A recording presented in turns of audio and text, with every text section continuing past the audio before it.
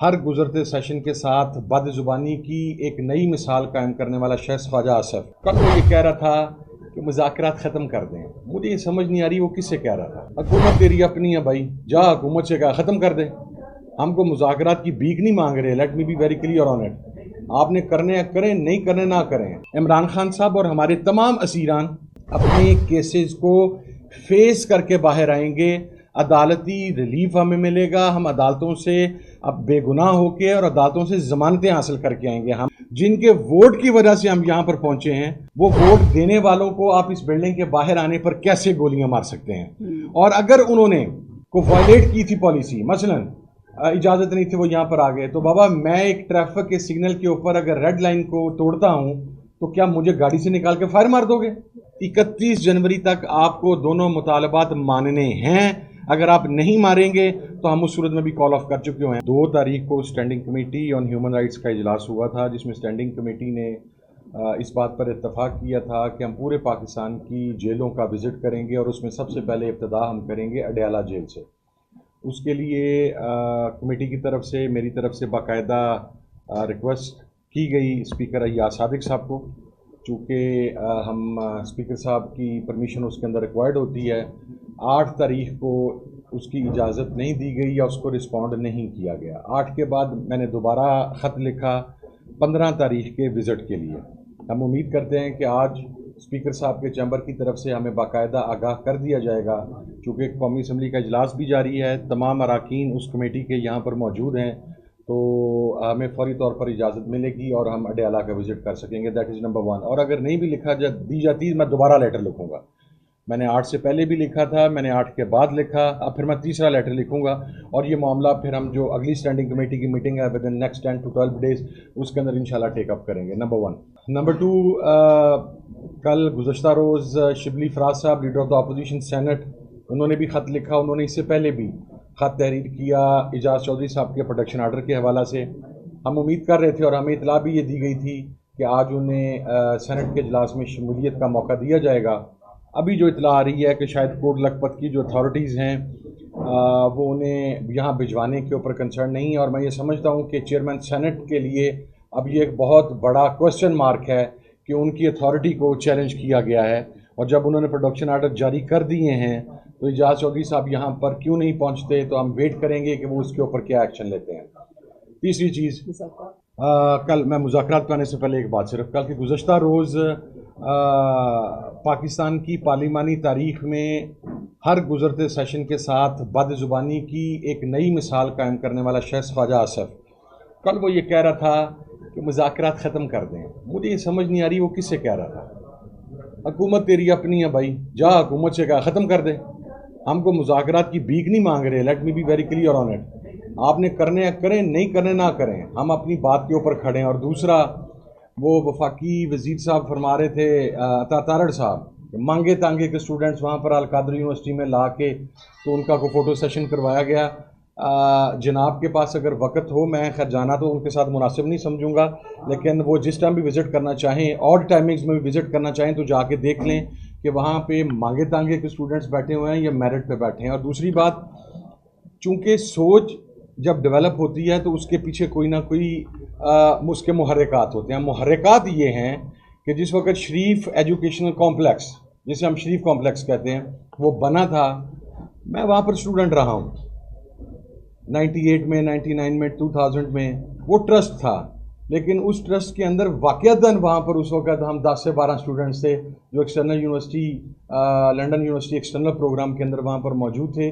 और फिर वहाँ पर जो कुछ होता था, वहाँ पर उसको फाइनेंस करने के लिए, उस ट्रस्ट के लिए फिर ज़रा डाटा निकलवाया जाए कि कौन से ममालिक के लोग यहाँ पर आते थे, उनके किडनी ट्रांसप्लांट के ऑपरेशन होते थे, कितनी सर्विंग वहाँ पर की जाती थी, वो एम्बुलेंसेज, वो जहाज़ अगर रिकॉर्ड के ऊपर हो, हम तो वहाँ पर होस्टलाइट्स थे ना, हम वहाँ पर मौजूद थे। तो आप हमेशा किसी भी ट्रस्ट को जिन ग्राउंड्स के ऊपर आप चलाते हैं उसी नज़र से देखते हैं। लेकिन इमरान खान ने जो ट्रस्ट कायम किया है उसमें आप शौकत खानम देख लें, आप नमल यूनिवर्सिटी देख लें, आज तक आपका बदतरीन मुखालिफ भी उसके ऊपर की ऑर्डर ऑब्जेक्शन रेज नहीं कर सका। तो अलकादर के अंदर भी यही पोजीशन है। आप बात क्यों करते हैं हमें समझ में आती है, क्योंकि आपके अपने ट्रस्टों की हालत ये है कि वो आपने अपने पर्सनल बेनिफिट्स के लिए बनाए हुए हैं। तीसरी चीज़, मुज़ाकरात के ऊपर मैं एक परसों इंशाल्लाह 16 तारीख को हम तहरीरी तौर के ऊपर अपने दोनों मुतालबात 9 मई का जुडिशल कमीशन और 26 नवंबर के मैसेकर के ऊपर जुडिशल कमीशन के हवाले से और उसके साथ साथ सियासी असीरान की रिहाई के हवाला से, और उसमें मैं एक बात क्लियर कर दूं कि ये हम जो असीरान की रिहाई की बात करते हैं that is not under any NRO। हम NRO तब होता है जब एक शख्स सज़ा याफ्ता हो चुका हो, वो एक जेल में मौजूद हो, उसकी पार्टी को पता ना हो, उसकी फैमिली को पता ना हो, रातों रात एक जहाज़ लैंड करे, वो उसके ऊपर बैठे और पाकिस्तान से निकल जाए और फिर जाके हरमैन की सरजमीन के ऊपर बैठ के ये बात कहता रहे 6 साल कि मैंने कोई एग्रीमेंट साइन नहीं किया, हालांकि वो इन राइटिंग मेरे पास वो पर्सनली मौजूद है। मेरे वालिद चूँकि उस वक्त नेशनल असम्बली के मेंबर थे, हमारे पास तो 1 महीने के बाद वो पेपर आ गया था। इसे कहते हैं NRO। हम जो डिमांड कर रहे हैं वो प्रोसिक्यूशन के किरदार की इस्लाह की बात कर रहे हैं। इमरान खान साहब और हमारे तमाम असीरान अपने केसेस को फेस करके बाहर आएंगे, अदालती रिलीफ हमें मिलेगा, हम अदालतों से अब बेगुनाह होके और अदालतों से ज़मानतें हासिल करके आएंगे। हम आपसे ये नहीं कह रहे कि आपको एग्जेक्टिव ऑर्डर जारी करके तो असीरान को रिहा कर दें, इमरान खान साहब को रिहा कर दें। So we need to be very clear on it. इसके अंदर ऐसी कोई चीज़ नहीं है। प्रोसिक्यूशन का किरदार क्या है? इमरान खान साहब की अराउंड अ मंथ वो तमाम मुकदमात में ज़मानत हो गई, रोबकार जारी हो के उन्होंने शाम को रिहा होना था, लेकिन फिर न्यू टाउन की एक FIR में उनको रिमांड करके जुडिशल कर दिया गया। इसी तरीके से हमारे असीरान में मेजॉरिटी ऑफ द असीरान जो हैं उनके ट्रायल मुकम्मल हो चुके हैं। अब जब किसी मुलज़म का ट्रायल मुकम्मल हो जाता है तो ज़मानत आइनी और कानूनी तौर पे उसका इस्तेहकाक है। प्रोसिक्यूशन क्या करती है कि या तो उस ज़मानत को अपोज करती है, या दूसरा तरीकाकार ये है कि पंजाब में हज़ारों की तादाद में FIRs हैं जिसके अंदर नामालूम, हर FIR में किसी में 50 है, किसी में 100 है, किसी में 200 है, तो वो किसी नामालूम FIR के अंदर नामालूम लोगों के अंदर उसका नाम डाल के तो दोबारा नए मुकदमे में उसे इन्वॉल्व कर दिया जाता है, जो कि वाज़ेह सबूत है आपकी पॉलिटिकल विक्टिमाइजेशन का। हम सिर्फ एक किरदार की इस्लाह चाहते हैं कि मज़ीद बोगस और 2 नंबर FIRs नहीं होंगी और उसके अंदर पॉलिटिकल विक्टिमाइजेशन नहीं होगी। 9 मई के ऊपर आप कहते हैं हम जिम्मेदार हैं, हम कहते हैं कैटेगोरिकली कि आप जिम्मेदार हैं। कल मैं चूँकि अभी एक हेयरिंग चल रही है वहाँ पर मिलिट्री ट्रायल के हवाला से, वहाँ पर एक जज साहब ने तो बात कर भी दी है इसके ऊपर। उन्होंने कहा है कि वो वीडियोज़ और वो चीज़ें मंजर किस तरीके से लोग बग़ैर किसी के रोके हुए किसी बिल्डिंग तक पहुँच गए, तो क्या ये सिक्योरिटी का फेलियर नहीं है? अब ये क्वेश्चन मार्क आ रहा है पाकिस्तान की आला तरीन अदलिया के एक जज की तरफ से। यही हम कहते हैं कि उस दिन के CCTV कैमरों की फुटेजेस सामने लाई जाए।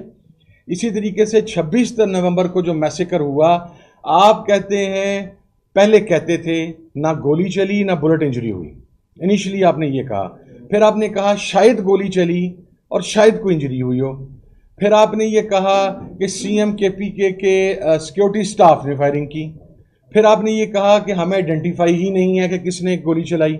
यानी हुकूमती बयानात एक हफ्ते के अंदर अंदर उन्होंने 4 मरतबा अपने बयानात चेंज किए। हमारे 13 के करीब शुहदा हैं जो कन्फर्म है।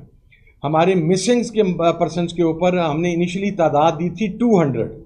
अच्छा, उसके ऊपर किसी हुकूमत और उनके नाम शेख वकास अकरम साहब ने मीडिया को दिए। हमने अपनी जिम्मेदारी के तहत उन लोगों को ट्रेस किया, लोकेट किया। वो तादाद 200 से ग्रेजुअली नीचे गिरती हुई 46 पर आई। अभी हमारे मज़ीद कुछ लोग कुछ थानों के अंदर आइडेंटिफाई हो गए हैं, वो इन अनदर 24 आवर्स हम इंशाल्लाह उसका फिगर भी दे देंगे। लेकिन ये जिम्मेदारी हमारी साइड से है।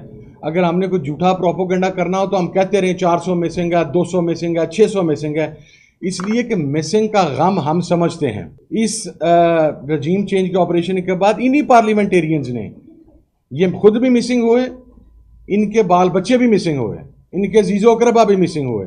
तो हमारी तो दुआ है कि वो नंबर जो ग्रेजुअली नीचे जा रहा है वो 0 पे आ जाए, ताकि किसी माँ का बेटा, किसी औरत का जो मजाजी खुदा है, किसी का बाप, वो उनसे दूर ना हो। उसके ऊपर हम जिम्मेदारी का मुजाहरा कर रहे हैं। हमारे 56 वुंडेड हैं जो कि बुलेट इंजरीज हैं, और हमारे पास उनके मेडिकल सर्टिफिकेट्स मौजूद हैं। अब हम कहते हैं कि आपने गोली भी चलाई आपने स्नाइपर्स के जरिए पाकिस्तानियों को गोली से भी मरवाया।